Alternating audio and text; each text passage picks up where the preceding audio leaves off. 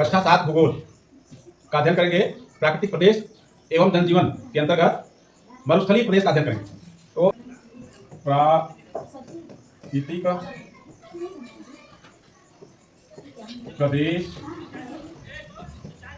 एवं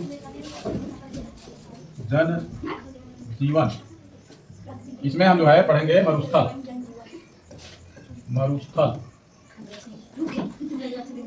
मेन हमारी टॉपिक है आज का मरुस्थल। प्राकृतिक प्रदेश एवं जनजीवन में हम लोग क्या पढ़ने वाले हैं? मरुस्थल। क्या पढ़ने वाले हैं? मरुस्थल। तो हम देखेंगे कि दुनिया में कहाँ कहाँ मरुस्थल हैं ना, और यहाँ की विशेषताएं क्या है। तो सबसे पहले आप लोग ये जान लीजिए कि जो मरुस्थल होता है वहाँ पे जलवायु विषम होती है। विषम से मतलब कम पानी बरसता है, वनस्पतियां सूक्ष्म क्षेत्र में विरल होती हैं, बड़े बड़े पेड़ नहीं होते हैं, मिट्टी उपजाऊ नहीं होती है। तो मैं बता रहा था कि मरुस्थलीय भागों में वर्षा कम होती है, वहाँ लोग कम रहते हैं, वहाँ पे वनस्पतियां कम होती हैं, पेड़ पौधे कम होते हैं, विरल होता है, यानी वहाँ का जीवन बड़ा कठिन होता है। लेकिन दुनिया के इस नक्शे में आज हम लोग सीखेंगे कि इस तरह के स्थान पूरे पृथ्वी पर कहाँ कहाँ पाए जाते हैं और उन्हें किन किन नामों से जाना जाता है। मुख्य रूप से हम पढ़ेंगे मरुस्थल, ठीक है ना। तो आइए हम देखते हैं विश्व के नक्शे में कहाँ कहाँ कौन सा मरुस्थल पाया जाता है। तो सबसे पहले हम ये जो आप देख रहे हैं, या उत्तरी अमेरिका है या दक्षिणी अमेरिका। हम उत्तरी अमेरिका में पहले देखते हैं कि मरुस्थल कहाँ और किस नाम से जाना जाता है। तो उत्तरी अमेरिका में ये जो स्थान है, इसको ध्यान से देखो, कोलोरेडो। क्या नाम है? कोलोरेडो। ऐसे लिखो इसको,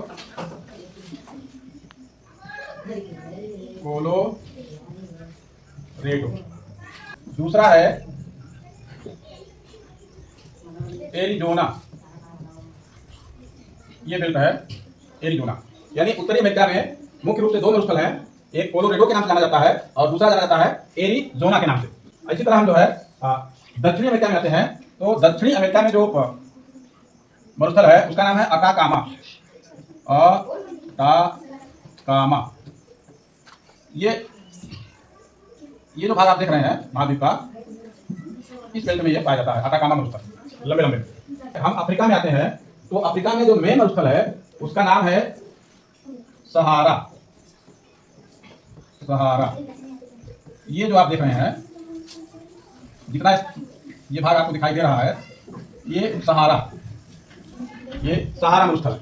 अफ्रीका में ही दक्षिणी अफ्रीका में जो मरुस्थल है उसका नाम है कालाहारी।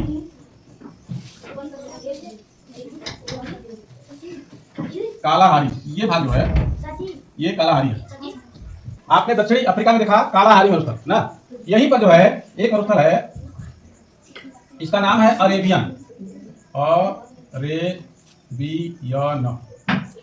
ये अरेबियन मरुस्थल बड़ा बड़ा लिख रहा हूं ताकि आप लोगों को दिखाई दे स्पष्ट रूप से। अरेबियन के बाद जो है एशिया में एक मरुस्थल है और उसका नाम है गोबी। क्या नाम है? गोबी। ये भाग है में गोबी है। यहीं पर भारत है। भारत में भी एक मरुस्थल है और जिसका नाम जानते हैं क्या है? थार। क्या नाम है? थार। थार का मरुस्थल, ठीक है। और ऑस्ट्रेलिया में जो मरुस्थल है उसको बोलते हैं ऑस्ट्रेलियन। ऑस्ट्रेलिया के मरुस्थल को ऑस्ट्रेलियन बोलते हैं। ध्यान से नक्शे को देखिए। हमारे पाठ का नाम है प्राकृतिक प्रदेश एवं जनजीवन, जिसमें हम लोग पढ़ रहे हैं मरुस्थल के बारे में। संसार में कहां कहां पर कौन कौन से मरुस्थल हैं उसको ध्यान से देखिए। उत्तरी अमेरिका में कोलोरेडो और एरिजोन दो मरुस्थल हैं, जो पीले भाग से आप देख रहे हैं। ये दोनों मरुस्थल दिखाई दे रहे हैं। दक्षिणी अमेरिका में अटाकामा मरुस्थल है, जो ये पीली पट्टी दिख रही है, ये इसका क्षेत्र है। इसी तरह अफ्रीका में सहारा मरुस्थल है, दुनिया का सबसे बड़ा मरुस्थल सहारा मरुस्थल को माना जाता है। और दक्षिणी अफ्रीका में कालाहारी मरुस्थल है, जो ये आप पीला भाग देख रहे हैं। इसी तरह अरब के क्षेत्र में अरेबियन मरुस्थल है, और भारत में हमारे जो मरुस्थल है उसका नाम है थार का मरुस्थल। क्या नाम है? थार का मरुस्थल। एशिया महाद्वीप में गोबी मरुस्थल के नाम से इस क्षेत्र को जाना जाता है, जो आप पीले रंग से देख रहे हैं। ऑस्ट्रेलिया में ये जो आप भाग देख रहे हैं, ये ऑस्ट्रेलियन के नाम से जाना जाता है। इस प्रकार मुख्य रूप से 1 2 3 4 5 6 7 8 9 मरुस्थल पूरे दुनिया में मुख्य हैं, जो जिनकी विशेषता यहाँ पानी कम बरसता है, यहाँ लोग कम रहते हैं, यहाँ पर वनस्पतियां विरल हैं, कम है। तो शुष्क प्रदेश के रूप में जाना जाता है। और शुष्क प्रदेश के साथ ही जो है निर्जन है। निर्जल मतलब कि मिट्टी नहीं है, ज्यादातर बालू है। जब बालू है तो वहाँ कोई उत्पादन नहीं होगा, खेती नहीं कर सकते हैं। जब खेती नहीं कर सकते हैं तो लोगों को रहने खाने की सुविधा नहीं रहेगी ना, पानी कम बरसता है, खेती नहीं हो पाती है, मिट्टी नहीं है ना, वनस्पतियां नहीं है, तो मानव के रहने लायक स्थिति नहीं है ना। सारे मरुस्थल गर्म क्षेत्र है, यहाँ पे तापमान हमेशा ज्यादा रहता है। क्या ज्यादा रहता है? तापमान हमेशा ज्यादा रहता है। दूसरी चीज अब बात कर लेते हैं मरुस्थलों के वनस्पतियों की, क्योंकि मरुस्थल है जरूर लेकिन यहाँ पर पेड़ पौधे भी पाए जाते हैं ना। तो वनस्पतियां, अब आप अंदाज लगाओ कि जहां पानी कम बरसता है वहां पर कौन सी वनस्पति हो सकती है ना। तो यहाँ पर ज्यादातर वनस्पतियां झाड़ी नुमा होती हैं, झाड़ी, कटीले पौधे होते हैं, कटीले पौधे। अब सभी लोग हमको एक एक कटीले पौधे का नाम बताएंगे। एक मैं बता दे रहा हूं पहले, बबूल। आप लोग एक एक नाम बताइए जिसमें कांटा होता हो उस पेड़ में। नागफनी, बहुत बढ़िया। और कोई बताए? बई, हाँ बई में भी कांटा होता है। और बेल, बेल में भी कांटा होता है। और मकोई, मकोई में भी कांटा होता है। और एक आध नाम और बता दीजिए बस, जिस पौधे में कांटा होता हो। करवन, वेरी गुड। करवन जंगलों में पाया जाता है। देखो नींबू भी बता रही है ना, कांटा तो होता है। और देखिए इस तरह से तमाम पौधे हैं, कैक्टस, नागफनी ना, तमाम पौधे हैं जो कटीले होते हैं ना। ये इस तरह के पौधे जो है मरुस्थलों में ज्यादा पाए जाते हैं। उसका कारण है ये पौधे कम पानी में तैयार हो जाते हैं ना। तो यहाँ की जो मेन वनस्पतियां हैं वो झाड़ी वनस्पतियां हैं। जैसे मकोई को क्या है, जो आपका मकोई है या जो करवन है, ये तो झाड़ी ही है ना। और कटीले पौधों में जैसे आपका बबूल हो गया ना, और एक जो है समी का पेड़ है, वो घर में उसको लगाते भी हैं, वो भी कटीला है। तो इस तरह से जो है बहुत कम मात्रा में यहाँ पर वनस्पतियां पाई जाती हैं, छोटे मोटे पौधे ज्यादा पाए जाते हैं। यहाँ पर जो है कहीं कहीं जहाँ पानी इकट्ठा हो जाता है, जैसे सपोज करो कि कहीं मरुस्थल में कहीं तालाब टाइप का पानी हो गया। क्या हो गया? तालाब टाइप का पानी हो गया। तो पानी है तो पक्का है कि पेड़ पौधे होंगे ना, नहीं होंगे? पानी है तो अपने आप घास फूस पेड़ पौधे हो जाएंगे और दो चार लोग वहां रहने भी लगेंगे, क्योंकि पानी है, छोटा मोटा अपना घर बना लेंगे, झुग्गी झोपड़ी बना लेंगे, रहने लगेंगे। तो इस भाग को मरुद्यान बोला जाता है। क्या बोला जाता है? मरुद्यान। मरुद्यान मतलब मरुस्थल में वो एक तरह से उद्यान है, पार्क है, जहाँ हरियाली है, इसको इसलिए हम लोग मरुद्यान बोलते हैं। ये रेगिस्तानी क्षेत्रों में ही मिलता है, मरुस्थलीय भागों में ही मिलता है। इस तरह के जहाँ छोटे छोटे तालाब, थोड़ा सा पानी है और किनारे किनारे हरियाली है, घर बना ली है, मरुद्यान के उसको पहचान मिलती है।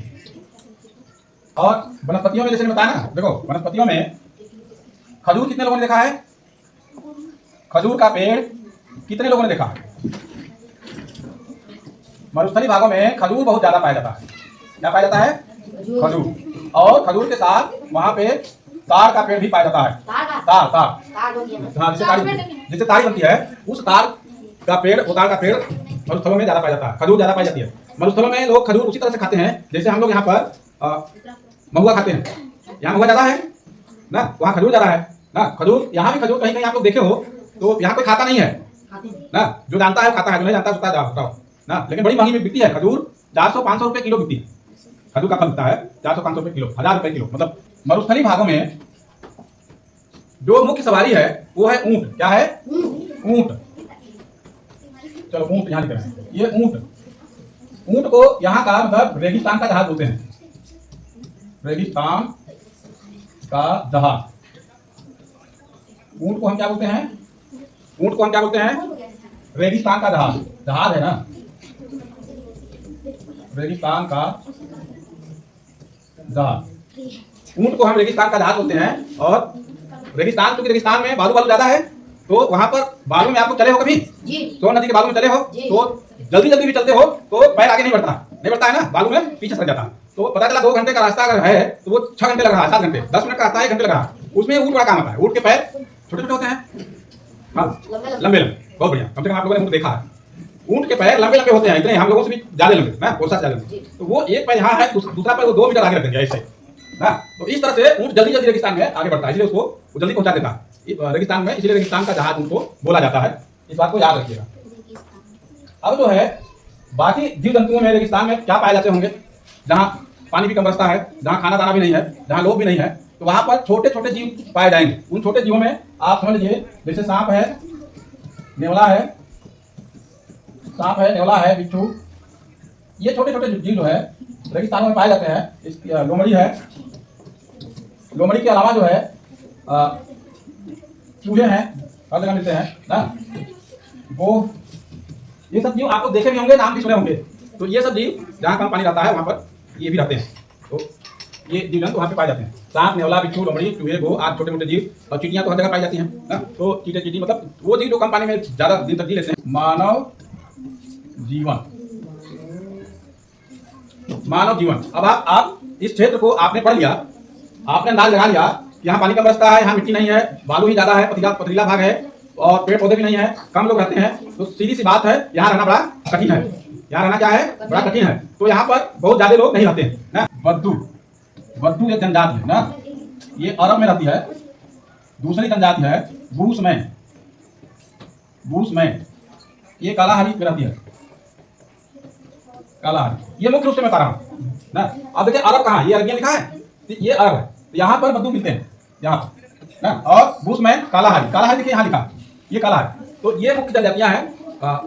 हर बेल्ट में कोई न कोई आदिवासी जनजाति है जो रहती है, और ये बहुत ही स्ट्रगल करते हैं खान पान के लिए।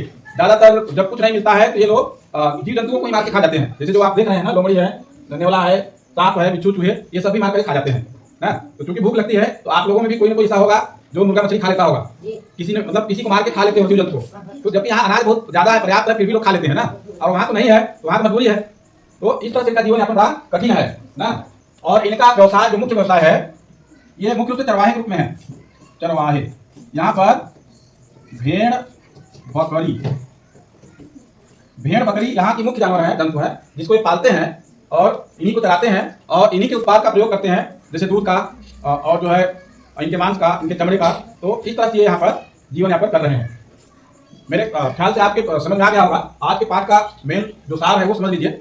प्राकृतिक प्रदेश एवं जनजीवन में हम लोग आज मरुस्थल को पढ़े हैं। मरुस्थलों में मुख्य मरुस्थल जो है कोलोरेडो, एरिजोन, सहारा, अटाकामा, कालाहारी, अरेबियन, गोबी, थार और ऑस्ट्रेलियन, ये मुख्य मरुस्थल है जो विभिन्न महाद्वीपों में है। जैसे कोलोरेडो और एरिजोन जो है वो उत्तरी अमेरिका में है, और अटाकामा जो है वो दक्षिणी अमेरिका में है, सहारा मरुस्थल अफ्रीका में है, और कालाहारी मरुस्थल वो दक्षिणी अफ्रीका में है, गोबी का मरुस्थल एशिया में है, थार का मरुस्थल भारत में है, और आपका ऑस्ट्रेलियन मरुस्थल ऑस्ट्रेलिया में है। ये मुख्य मरुस्थल है, मुख्य महाद्वीपों में है। और यहाँ की जो वनस्पतियाँ हैं, मैंने आपको बताया कि वनस्पतियाँ कटीले पौधे ज्यादा पाए जाते हैं, झाड़ियाँ ज्यादा पाई जाती हैं, जिसमें नागफनी, बबूल और जैसे आपने बताया करौदा, मकोज, तार, खजूर, यही पेड़ पौधे पाए जाते हैं। इन मरुस्थलों के बीच में कहीं अगर पानी का तालाब टाइप का अगर है, पानी का इकट्ठा हुआ है, तो उसके आसपास थोड़ी बहुत हरियाली हो जाती है, और वो हरियाली लोगों को आकर्षित भी करते हैं। कुछ वहाँ रहने भी लगते हैं लोग। उस क्षेत्र को मरु उद्यान के नाम से जाना जाता है ना। तो ये तब तक ये भी है। यहाँ के जो मानव जीवन है बड़ा कठिन है। जैसे मैंने बताया कि जो है बद्दू और बूसमैन दो जातियां हैं जो फेमस हैं। बद्दू अरब में और बूसमैन कालाहारी में। और ये भेड़ बकरी चराते हैं और उन्हीं पर अपना जीवन यापन करते हैं। ज्यादातर उन्हीं के उत्पादों का प्रयोग करके अपनी जिंदगी बिताते हैं ना। यहाँ मरुस्थलों का मुख्य जो साधन है वो है ऊँट, और ऊँट से वो ज्यादा यात्रा करते हैं, इसलिए रेगिस्तान का जहाज ऊँट कहा जाता है ना। ठीक है ना। तो ये मुख्य बातें हैं, और आप लोग इसी नक्शे को बनाकर लाओगे होमवर्क के रूप में।